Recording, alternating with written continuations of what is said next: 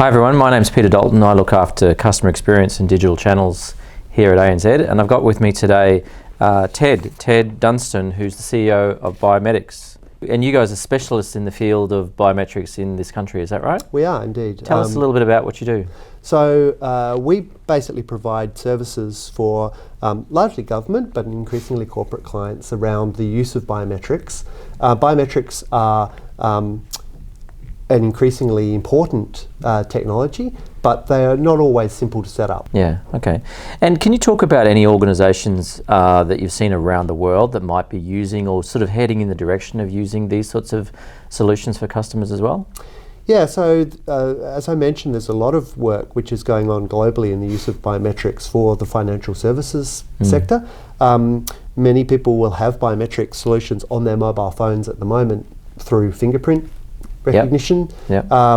In other countries, they use vein recognition in order to access banking services and ATMs.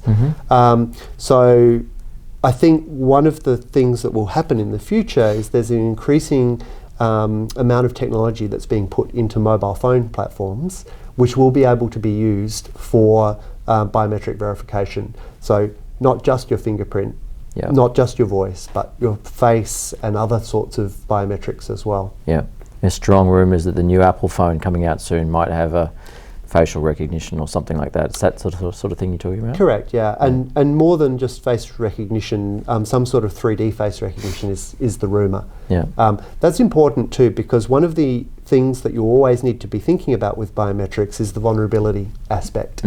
And how could somebody defeat that? You mentioned mimicking previously. Well, if we're looking at face recognition, what about somebody just holding up a photograph? Yeah.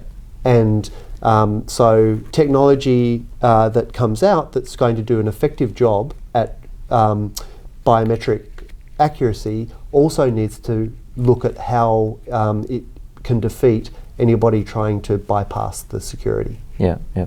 We're also seeing a lot of innovation in the world around voice in general, with things like the Google Now and Amazon's Echo, and I think Apple are releasing their HomePod or something built on Siri sort of later this year. And those things allow you just to use your voice to sort of ask a simple sort of question or a quirky question. Do you see those things sort of getting more advanced in the future and using biometric sort of techniques as well? Yeah, indeed. The versions of all those products will be using biometrics. The Amazon version, I think, already does. And basically, obviously, if you are talking to a device, that device needs to know who you are. And in fact, there was a funny anecdote around the original version of the Amazon product where an advertiser basically tricked Amazon into ordering stuff. So when the ad came on the television, it basically talked to the device.